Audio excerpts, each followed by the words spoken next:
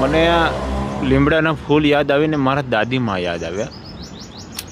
દાદીમાં ચૈત્ર મહિનાની અંદર જરૂરથી આ લીમડાના ફૂલ મને કે ઉતાર દે. ઉતારું, પલાળવાના, પલાળવીને સવારે જોરાઈ પીવડાવી દે. અને કોઈ બીમારી નહીં મારા દાદીને. મને યાદ નથી કે દવાખાને ક્યારે લઈ ગયા હોય.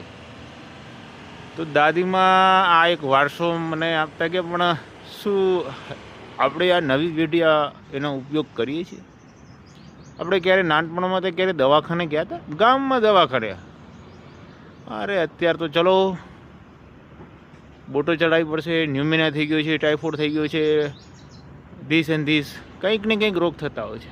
એટલે આપણે દેશી ઉપાયો પર આવવું પડશે અને દાદીમાના નુસ્ખાઓ અજમાવવા પડશે. શું કહો છો મિત્રો? મારી વાત સાથે સંમત છો કે નહીં? આ લીમડાના ફૂલ અતિ ઉપયોગી છે, કડવું છે પણ સત્ય છે, લીમડા જેવું છે.